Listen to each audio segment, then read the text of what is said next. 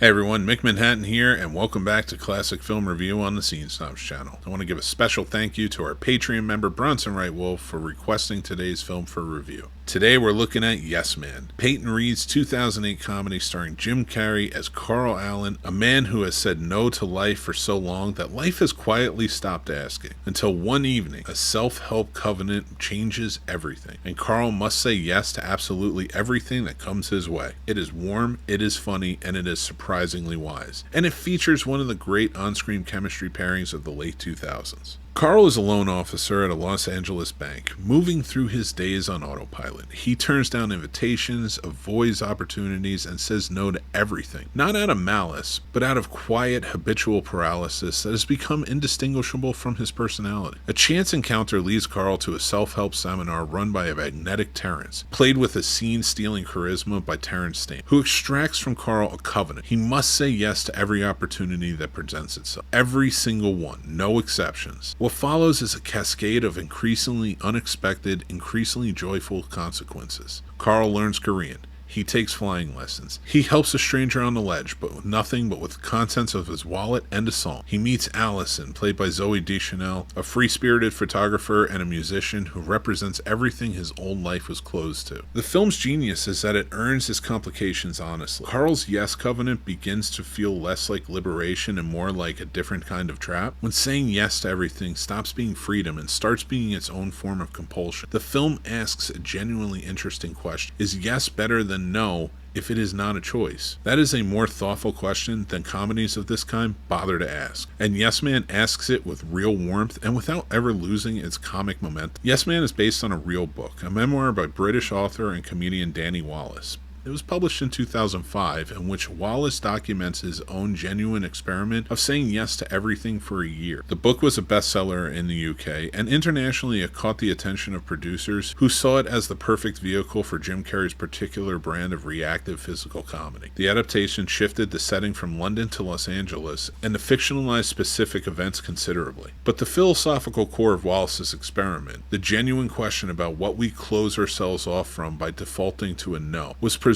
and forms the backbone of the screenplay. For Jim Carrey, Yes Man represented a conscious and deliberate return to broad mainstream comedy. The years between Bruce Almighty and Yes Man had seen him work in a more experimental, darker territory. Eternal Sunshine of the Spotless Mind, The Number 23, Lemony Snicket. Each of those projects demonstrated different dimensions of his ability. But Yes Man was Carrey saying yes, appropriately enough, to the kind of joy, physical and emotional, generous comedy that had made him one of the most beloved performers of his generation. Director Peyton Reed had previously directed Bring It On and Down with Love, brought a light and confident touch to the material, keeping the pace brisk, the comedy grounded in character rather than spectacle, and the romantic storyline from being overwhelmed by the high concept premise. The casting of Zooey Deschanel as Allison was inspired. Deschanel was at a fascinating point in her career, well regarded and building a devoted following, but not yet the cultural phenomenon that she would become in the early 2010s. She brings Allison a quality that is genuinely rare in a romantic comedy. She is interesting, not just charming, not just attractive, actually interesting, and that quality is what makes Carl's yes to her feel like the most important yes in the film. Terrence Stamp as the self-help guru is one of the great small performances of the film. Stamp plays the role with magnificent ambiguity. Is Terrence a charlatan, a genuine philosopher, or something in between? The film never fully resolves that question, which is exactly the right choice. Stamp keeps you guessing right to the end, and the character is richer for it. The film was shot extensively on location across Los Angeles, and Carrey's commitment to the physical demands of the role, learning enough Korean to be convincing, taking actual flight lessons for the sequence, performing his own version of the musical moments, is evident throughout.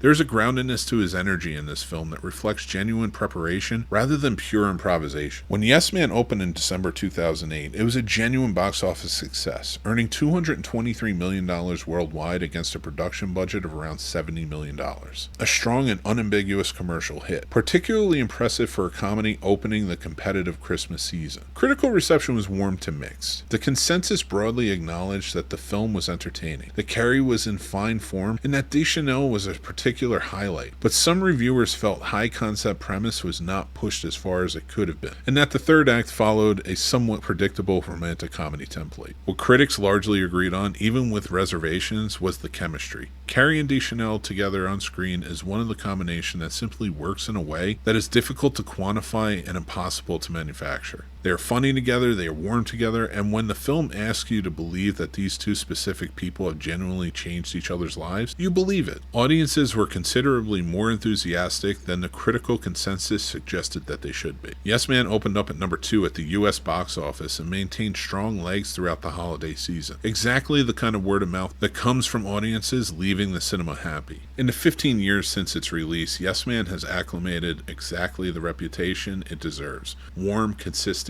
and growing. Streaming has been very kind to this film. It sits exactly in the right place for the kind of viewer that streaming enables. A film you put on because you want to feel good, because you want to spend time with the characters you like in a world that is fundamentally generous. Yes Man delivers all that reliably every single time. Carrey and Deschanel chemistry has only appreciated in value over time. Both careers have taken fascinating turns in the years since. Carrey's increasingly moved toward art, activism, and selective screen appearances. Deschanel's television success and cultural ubiquity in the early 2010s, and watching them together in 2008 and at the specific moment in both their trajectories has a quality of happy accident that makes the film more precious in retrospect. The film's central philosophical question, not just say yes, but choose yes, understand why you're saying it, and say it for the right reasons, has resonated far beyond the context of the film itself. The Yes Man philosophy drawn from Danny Wallace's original experiment has become part of a broader cultural conversation about openness, opportunity, and the cost of habitual avoidance. Yes Man the film did not start the conversation, but it brought it into an audience of hundreds of millions of people worldwide. Terrence Stamp's character has also been reassessed with growing appreciation. What initially read as a broad comic foil now reads as a genuinely nuanced character, a man who may or may not believe his own philosophy, but who changes lives regardless. This ambiguity is one of the film's most quietly sophisticated achievements. Yes Man is not Jim Carrey at his most experimental or his most dramatic. It is Jim Carrey at his most joyful. And joy deployed with this much craft and this much heart is its own kind of special achievement. For me, Yes Man is a film about the difference between being open and being compelled, and how you cannot really have one of those while you have a grip on the other. This is by far one of my favorite Jim Carrey movies. I have to watch this at least once a year. It is a feel-good comfort movie. Jim Carrey in this film is a reminder of something that can get lost in discussions about his career. He is extraordinarily good at playing warmth. Not just comedy, not just chaos,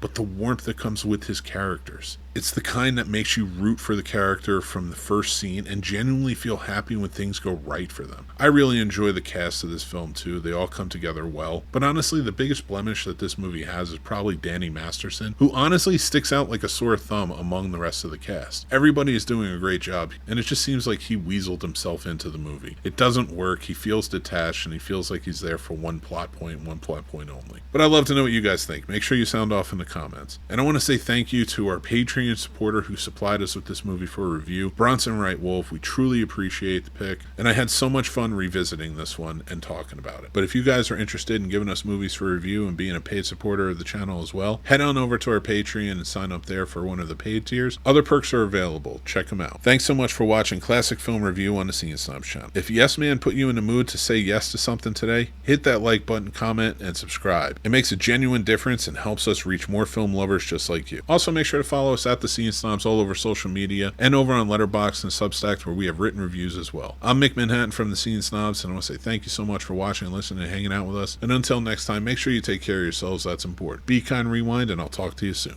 Bye.